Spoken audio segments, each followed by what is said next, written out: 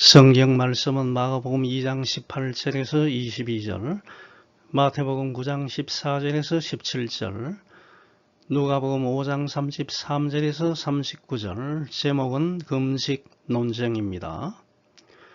마가복음 2장 18절, 요한의 제자들과 바리새인들이 금식하고 있는지라 사람들이 예수께 와서 말하되 요한의 제자들과 바리새인의 제자들은 금식하는데 어찌하여 당신의 제자들은 금식하지 아니하나이까? 예수께서 그들에게 이르시되 혼인집 손님들이 신랑과 함께 있을 때에 금식할 수 있느냐? 신랑과 함께 있을 동안에는 금식할 수 없느니라.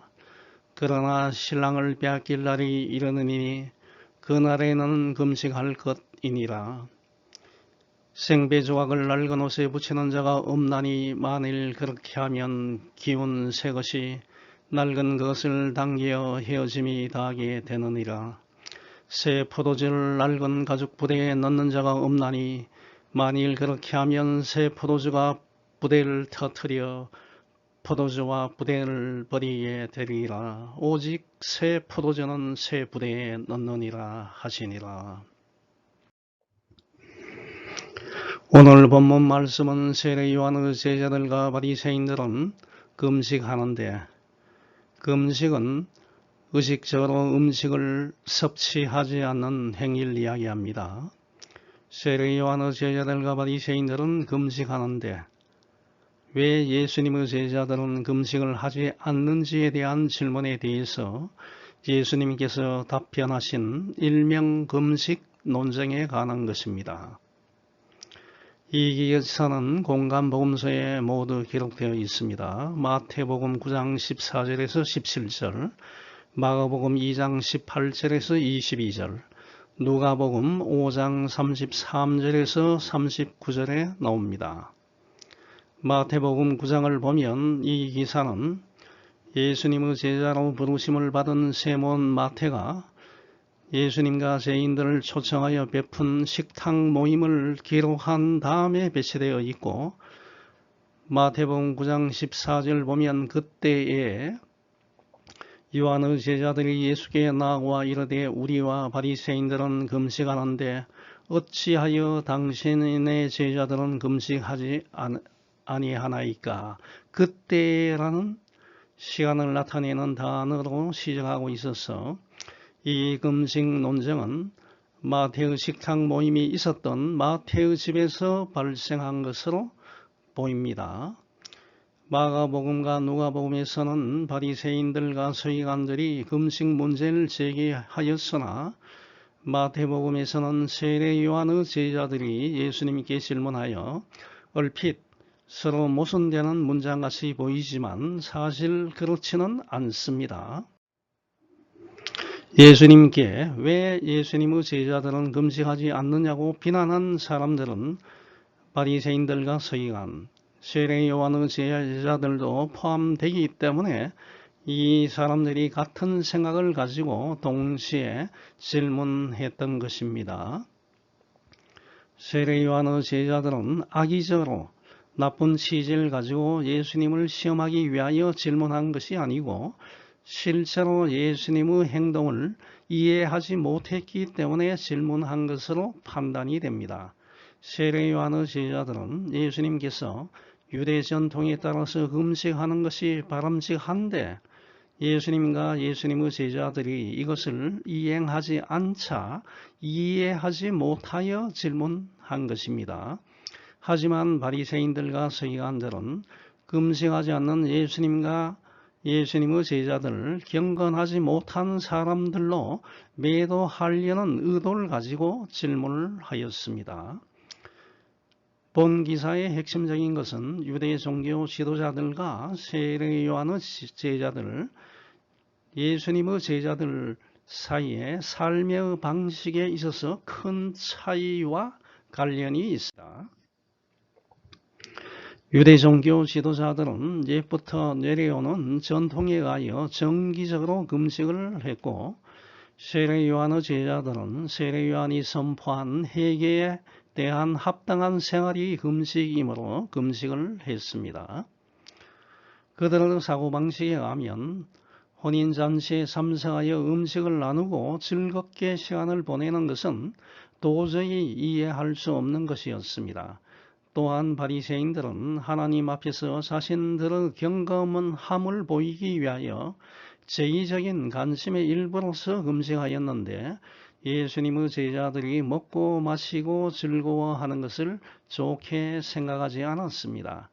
이들의 비난성 질문에 대하여 예수님은 논쟁을 일으킬 직선적인 답변은 피하시고 혼인집 손님과 신랑의 비유, 낡은 옷에 기운 생배 조각의 비유, 새 포도주와 새 가죽 부대의 비유를 설명하시면서 간접적으로 자신은 구세주이시며 율법의 근본 정신이 무엇인지를 알려주셨고 율법을 형식적으로 준수하는 것이 아니고 삶을 역동적으로 변화시키기 위해서는 새로운 자세가 필요함을 알려주셨습니다. 금식 논쟁을 통해서 진정 내가 앞으로 어떠한 삶을 살아야 하는지를 생각하는 시간이 되었으면 좋겠습니다. 첫 번째, 금식의 진정한 의미는 세상 욕망을 절제하고 하나님의 뜻대로 살아가겠다는 것입니다.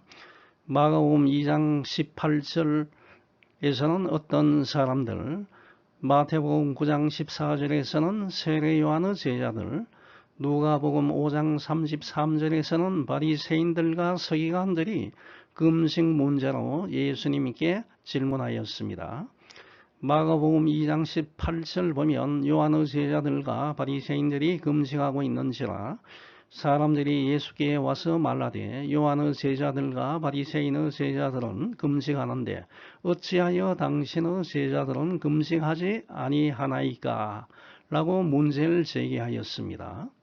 심지어 누가복음 5장 33절 보면 바리새인과 서기관들이 예수님께 요한의 제자와 바리새인의 제자들은 자주 금식하며 기도하는데 당신의 제자들은 먹고 마시나이다 라고 강하게 질책하면서 공격을 하였습니다. 사실 이스라엘 백성들에게 있어서 금식은 경건의 상징이었습니다. 구약 성경 레위기 16장 29절 30절을 보면 초기에 이스라엘 백성들은 매년 속죄일인 7월 10일에만 금식을 하였습니다. 너희가 대대로 지켜야 할 규정은 이렇다. 7월 10일에는 아무 일도 하지 말고 자기를 살피면서 경건한 마음으로 보내야 한다. 이것은 이스라엘 사람뿐만 아니라 그들 가운데 사는 외국인들도 지켜야 할 규정이다. 이날은 속죄의식을 베풀어 나 여호와 앞에서 너희 모든 죄를 씻어 너희를 정결하게 하는 날이며 라고 기록하고 있습니다. 이스라엘 백성들이 바벨론 포로 생활을 하고 난 이후에 주전 539년 이후에는 구약 성경 스가랴 8장 19절을 보면 1년에 4번씩 금식을 했습니다. 4월, 5월, 7월, 10월의 금식이 유대 백성에게 기쁘고 즐거운 축제가 될 것이다. 그러므로 너희는 진실과 평화를 사랑하라라고 적고 있습니다. 예수님 당시에는 일주일에 2번씩 금식했습니다. 누가복음 18장 12절 보면 바리새인들은 일주일에 2번씩 금식하는 것을 알 수가 있습니다. 바리새인들은 이스라엘의 지도자 모세가 율법을 받기 위해 시내산에 올라간 것으로 생각되는 목요일과 시내산에서 하산하였던 것으로 여겨지는 월요일에 정기적으로 금식을 하였습니다. 유대 종교 지도자들은 자신들이 백성들로부터 존경을 받고 기득권을 갖고 사람들에게 보이기 위하여 율법에서 정한 금식 횟수보다 더 늘려서 금식에 열중했습니다. 시간이 흘러감에 따라 금식의 횟수와 함께 금식의 성격도 바뀌었습니다. 구약 시대에는 즉 예수님이 이 땅에 오시기 전에는 금식이 슬픔과 회개, 잘못을 뉘우침의 표시였지만 신약 시대에는 예수님이 이 땅에 오신 시대에는 경건과 자기 헌신의 표시로 실시가 되었습니다. 유대 종교 지도자들의 금식은 하나님에 대한 헌신과 복종을 나타내기 위한 신앙적인 것이 아니었습니다. 순전히 사람들에게 자신이 경건하다는 것을 가시하고 인정받기 위한 형식적인 것이었습니다. 특히 바리새인들은 금식을 많이 하여 겉으로 보기에는 경건한 사람들처럼 보이지만 실상은 외식하는 자들이었고 순전히 인간적인 뜻에 의하여 사람들에게 보이기 위하여 금식을 한 것이었습니다. 마태복음 6장 16절 보면 바리새파 사람들은 금식할 때 자신의 신앙을 사람들에게 가시하기 위하여 얼굴을 흉하게 하고 일부러 슬픈 기색을 보이면서 했는데 예수님은 그렇게 외식적으로 하지 말라고 충고하셨습니다. 금식할 때 너희는 외식하는 자들과 같이 슬픈 기색을 보이지 말라. 그들은 금식하는 것을 사람에게 보이려고 얼굴을 흉하게 하느니라. 내가 진실로 너희에게 이르노니 그들은 자기 상을 이미 받았다고 말씀하셨습니다. 한편 세례 요한의 제자들이 금식한 이유는 자신들의 경건과 그 당시에 스승인 세례 요한이 감옥에 갇혀 있었기 때문에 세례 요한의 석방을 위하여 금식하고 있었습니다. 과연 금식의 진정한 의미는 무엇입니까? 금식을 하는 이유가 무엇입니까? 사람에게 있어서 식욕은 먹는 욕구는 살아가는 데 꼭 필요한 욕구입니다. 이러한 식욕을 억제한다는 것은 세상적인 나의 욕망을 절제하고 내 인생의 모든 것을 하나님의 뜻에 모두 맡기고 살아가겠다고 다짐하는 것입니다. 그렇기 때문에 금식의 참된 의미는 단순히 음식을 먹지 않는 것이 아닙니다. 나의 세상 욕심을 절제하고 하나님의 뜻대로 살아가겠다고 다짐하는 것입니다. 구약 성경 이사야 58장 4절에서 7절 보면 하나님께서는 금식이 무엇인지를 쉽게 설명해 주셨습니다. 너희가 계속 다투고 싸우며 서로 주먹질하면서 하는 금식이 무슨 소용이 있느냐? 너희가 이런 금식을 한다고 해서 내가 너희 기도를 들어주리라고 생각하느냐? 너희는 금식할 때 자신을 괴롭히고 머리를 갈대처럼 숙이며 굵은 삼배와 재를 깔고 눕는다. 이것을 금식이라 할 수 있겠느냐? 너희는 이런 금식을 내가 기뻐할 것이라고 생각하느냐? 내가 기뻐하는 금식은 압박의 삿을 풀어주고 모든 멍에를 꺾어버리며 억압당하는 자를 자유롭게 하는 것이다.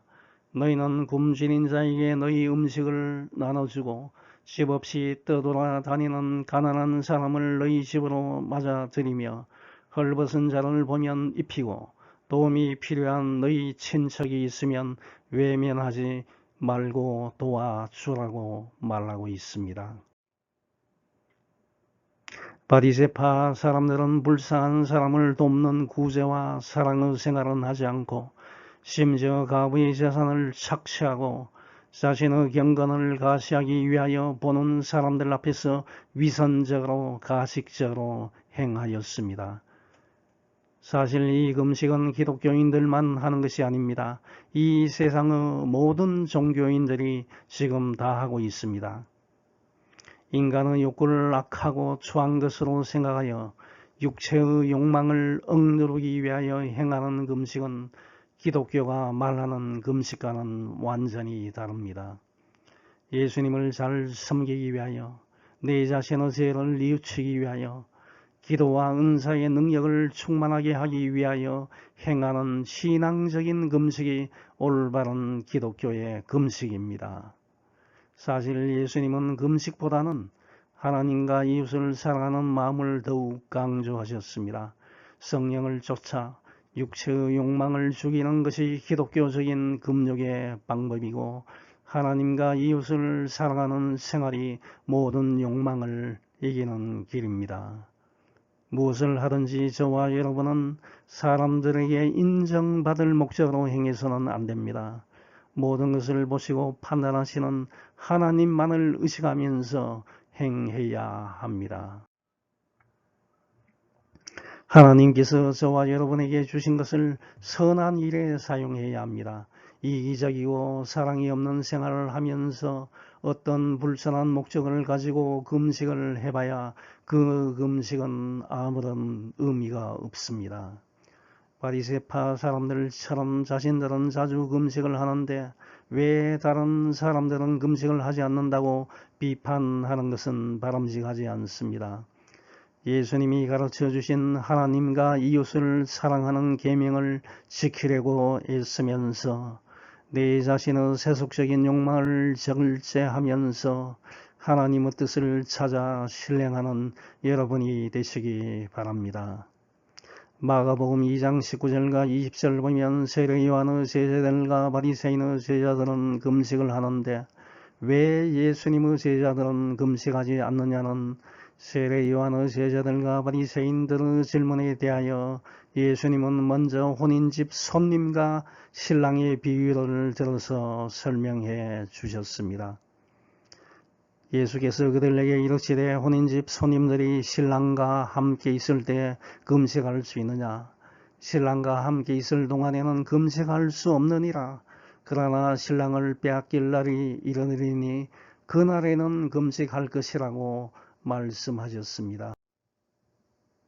유대인들에게 있어서 인생의 가장 기쁜 날은 결혼한 날이었습니다. 보통 일주일 동안 혼인잔치를 하는데 신랑과 신부, 일가 친척들, 신랑의 친구들과 신부의 친구들을 포함해서 많은 사람들이 음식을 풍성히 먹고 춤도 추면서 즐거운 시간을 보냈는데 이런 결혼식 날에는 금식일이 되어도 금식하지 않았습니다. 예수님은 당시의 시대적 배경하에서 자신을 결혼식장의 신랑으로 제자들 신랑의 친구들로 비유하셨습니다.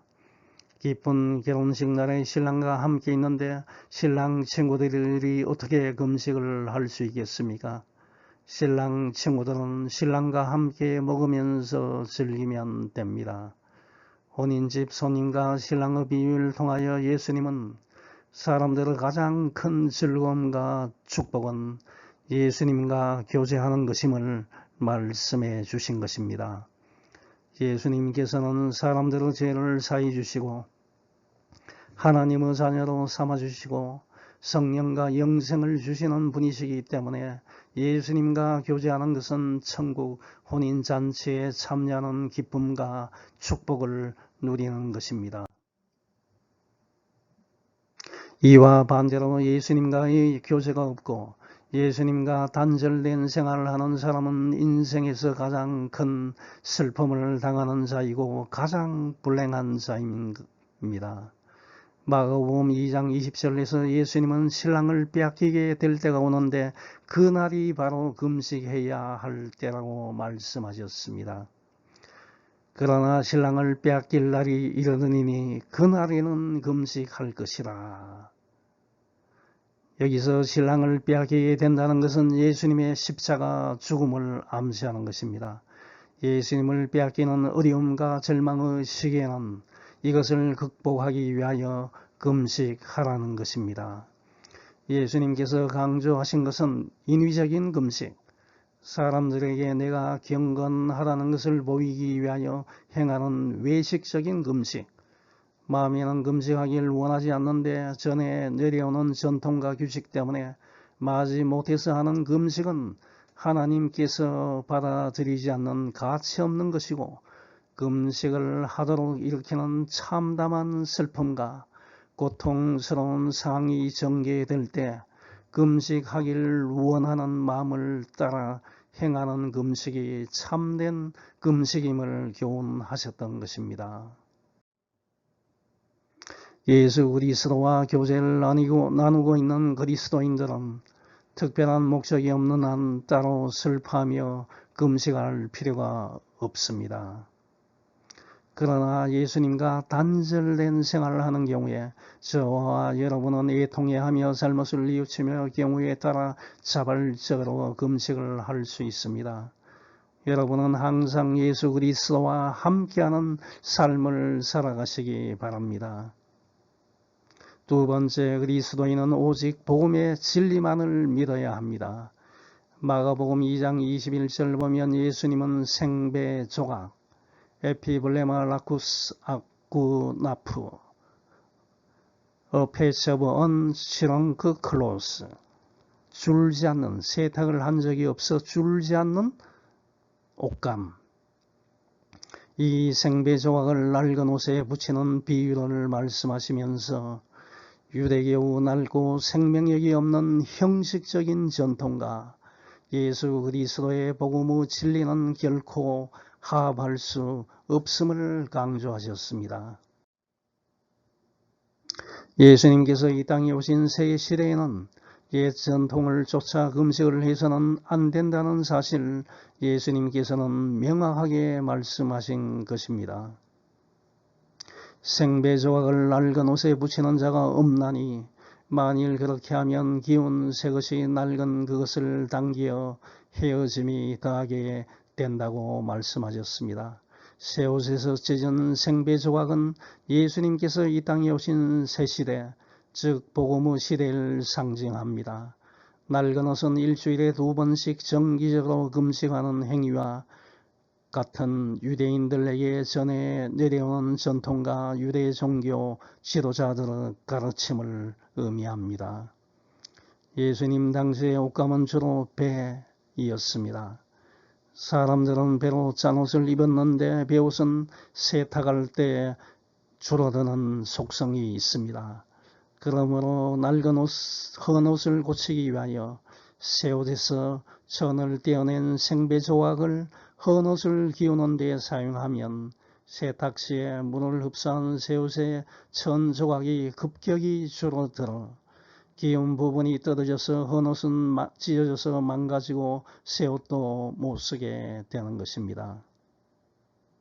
즉 생배 조각과 낡은 옷은 서로 불협화음만 일으킬 뿐 서로 조화를 이룰 수가 없습니다. 이와 마찬가지로 형식과 조상들로부터 이어받은 전통에 물론 유대교우 낡은 가치관과 예수님께서 선포하는 복음의 진리는 서로 화합할 수 없다는 것입니다. 당시 유대교와 바리새파 사람들은 하나님의 율법을 지킨다고 말하지만 실상은 형식주의와 인본주의, 인간의 존재를 중요시하고 인간의 능력, 성품, 소망과 행복을 귀중하게 생각하는 사상으로 치우쳐서 타락한 상태에 있었습니다. 율법에 기록된 하나님의 사랑과 의와 자비는 지키지 않고 사람들이 만들어낸 전통 트러디션만 중요하게 여겼습니다. 바리새인들은 낡고 획일적인 가치관으로 금식 문제를 가지고 예수님께 도전하였습니다만 바리새인들은 세몬과 상기들이 처한 형편에는 전혀 관심이 없었고 무조건적으로 그들을 죄인으로 규정짓는 독선적인 고정관념과 형식을 중요하게 여기는 종교생활을 하였습니다. 이러한 획일적이고 형식적인 고정관념을 가지고는 하나님의 복음 진리를 받아들일 수도 없고 하나님의 사랑과 자비와 의를 기대할 수도 없습니다.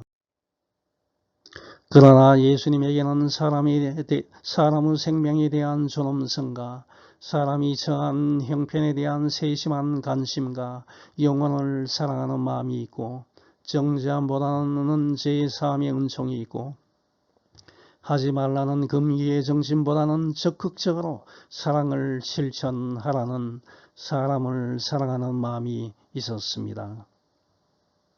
그러므로 기독교의 복음 진리는 사람이 만든 다른 종교와는 결코 화합할 수가 없습니다. 여러분은 오직 예수 그리스도만을 믿음으로써 영원한 생명을 얻는다는 기독교의 복음 진리만을 믿고 다른 종교의 유혹에 빠지지 않기 바랍니다. 고린도후서 6장 14절과 15절 보면 너희는 믿지 않는 자와 멍에를 함께 매지 말라. 의와 불법이 어찌 함께하며 빛과 어둠이 어찌 사귀며 그리스도와 벨리알, 야비한 자, 악랄한 자가 어찌 조화되며 믿는 자와 믿지 않는 자가 어찌 상관하며 라고 말하고 있습니다. 인간들이 만든 형식적 종교 규정과 의식은 인간을 구해주지 못하고 도리어 사탄의 유혹에 빠져 자신을 구원받은 자로 착각하게 만들고 경건한 자로 오해하게 만들 뿐입니다. 여러분은 오직 믿음으로만 구원을 얻는다는 이신득이 Justification by Faith 복음만을 믿으시기 바랍니다. 저와 여러분의 신앙생활에서 유일한 기준은 성경 말씀뿐입니다. 성경에 비추어 교회의 제도나 전통이 잘못되어 있으면 과감하게 고쳐서 새로 만들어 나가는 여러분이 되시기 바랍니다. 마지막 세 번째, 그리스도인은 옛사람의 구습을 버리고 늘 자신을 개혁해야 합니다. 마가복음 2장 22절 보면 예수님께서는 그 당시 유대인들의 생활 속에 친숙한 포도주와 가죽 부대를 예로 들면서 예수님의 제자들이 왜 금식을 하지 않느냐는 세례 요한의 제자들과 바리새인과 서기관들의 질문에 대해서 설명해 주셨습니다. 새 포도주를 낡은 가죽 부대에 넣는 자가 없나니 만일 그렇게 하면 새 포도주가 부대를 터뜨려 포도주와 부대를 버리게 되리라.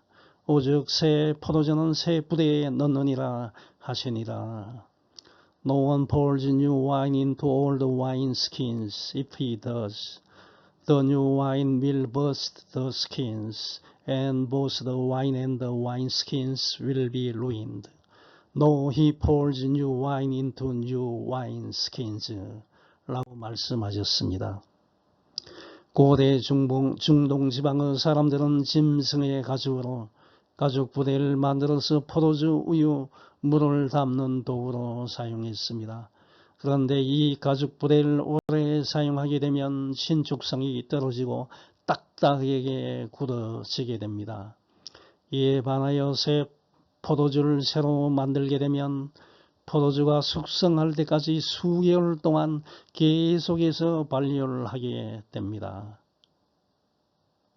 발효성이 강한 새 포도주를 낡은 가죽 부대에 담게 되면 계속 발효하는 새 포도주에서 발생하는 가스에 의하여 신축성이 없는 낡은 가죽 부대는 터져버리기 때문에 결국은 포도주와 가죽 부대를 모두 버리게 되는 것입니다. 그리하여 유대인들은 새 포도주를 만들어서 낡은 가죽 부대에 담지 않고 반드시 새 가죽 부대에 담았습니다. 예수님은 유대인들이 쉽게 이해할 수 있는 새 포도주와 낡은 가죽 부대의 비유를 말씀하셨습니다.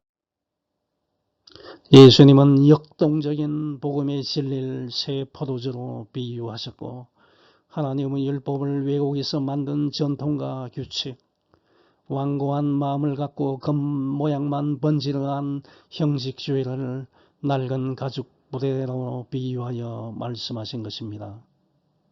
즉 예수님은 바리새인들은 낡은 종교 사상으로는 역동적인 예수님의 복음 진리를 받아들일 수 없다는 점을 지적했습니다. 저와 여러분은 낡은 가죽 부대와 같이 마음이 딱딱하게 굳어지지 않도록 항상 조심해야 합니다. 성경을 보면 딱딱하게 굳어진 마음을 완고한 마음, 완악한 마음, 강평한 마음으로 표현하고 있습니다. 요한복음 12장 40절 보면 그들의 눈을 멀게 하시고 그들의 마음을 완고하게 하셨으니 여기서 완고하게를 표현한 영어 단어가 deadened입니다. 죽었다는 겁니다. deadened their heart. 그들의 마음을 죽게 했다고 표현하고 있습니다.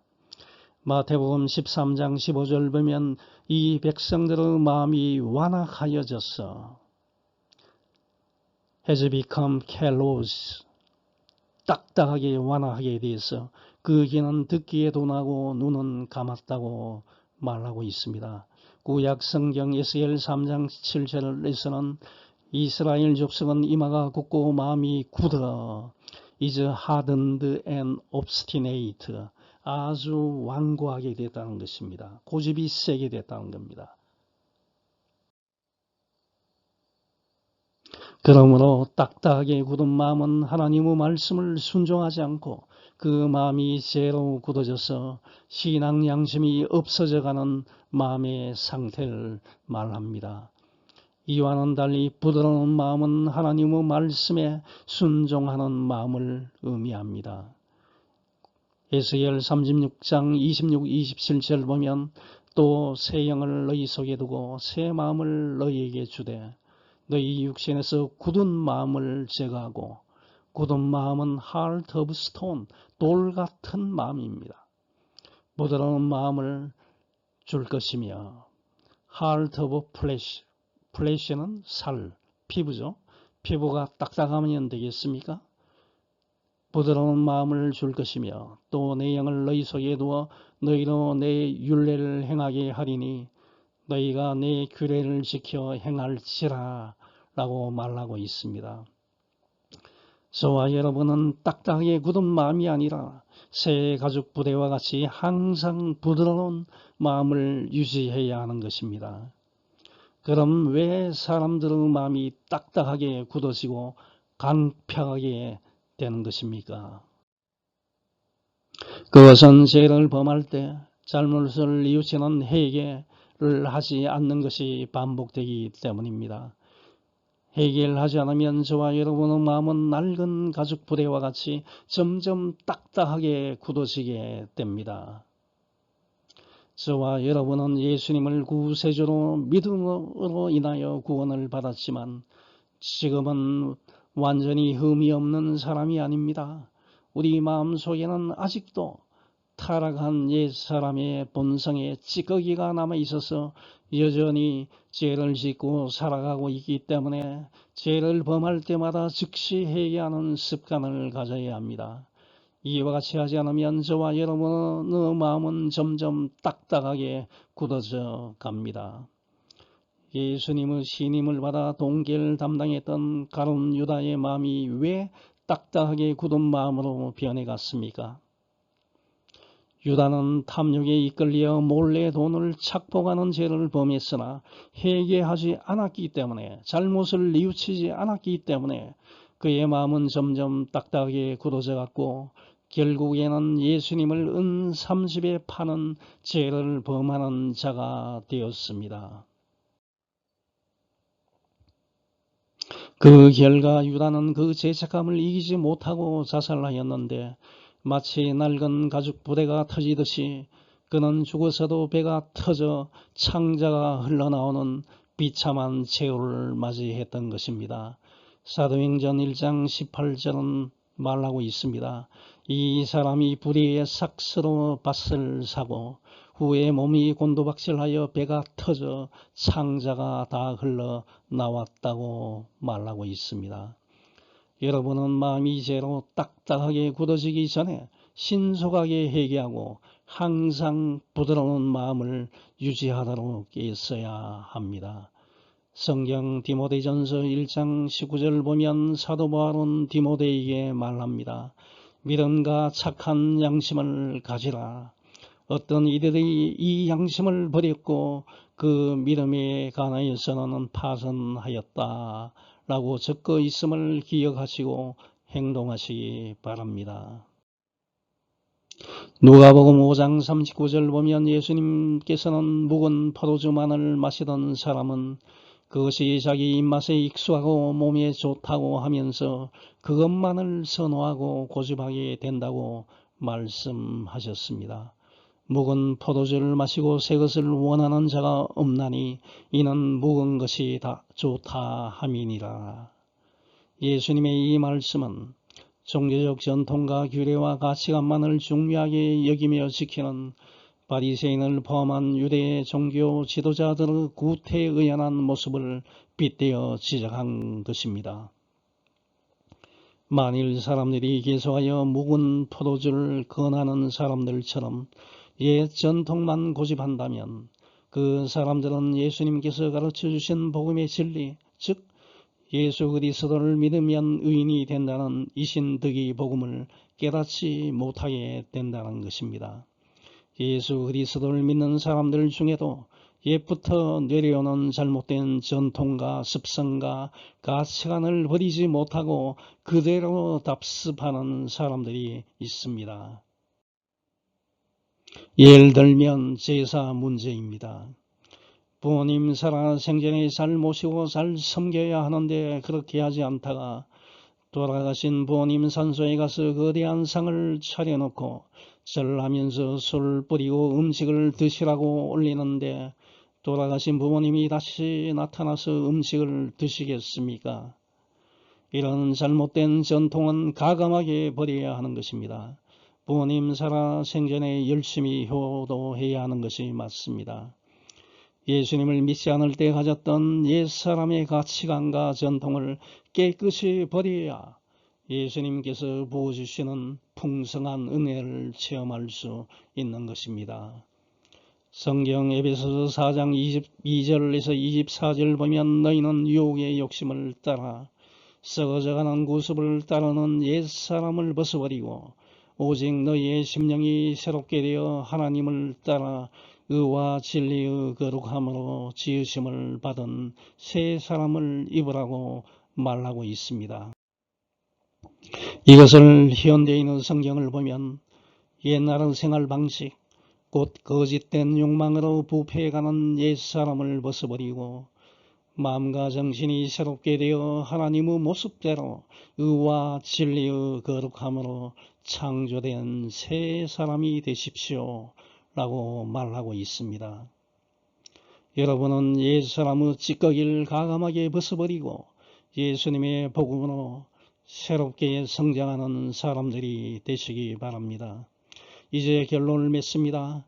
예수님의 제자들은 금식하지 않는다는 세례 요한의 제자들과 유대 종교 지도자들의 비난에 대해서 예수님은 혼인집 손님과 신랑의 비유, 낡은 옷에 붙이는 생배 조각의 비유, 새 포도주와 낡은 가죽 부대의 비유를 사용해서 알기 쉽게 설명해 주셨습니다. 유대 종교 지도자들은 과거의 전통적인 종교 관습을 기준으로 금식하지 않는 예수님과 예수님의 제자들을 비난했습니다만 예수님은 자신으로 인하여 찾아온 하나님 나라의 새로운 복음과 역동성에 대해서 설명해 주셨습니다. 물은 흘러가지 못하고 한 곳에 고이면 썩게 됩니다. 바리새인들은 옛부터 내려오는 전통과 가치관만을 고수하였기 때문에 예수 그리스도의 복음을 깨닫지 못하였고 자신들은 변하지 않았고 심지어 예수님의 대적자가 되고 말았습니다. 저와 여러분들도 마찬가지입니다. 늘 새롭게 자신을 개혁하지 않으면 신앙의 성장이 없습니다. 현재의 신앙 상태에 머물러 있으면 형식적이고 독선적인 신앙인으로 전락하고 맙니다. 그렇기 때문에 항상 내 죄를 회개하고 스스로 개혁하는 자세를 가지고 살아가는 여러분이 되시길 축원합니다. 아멘.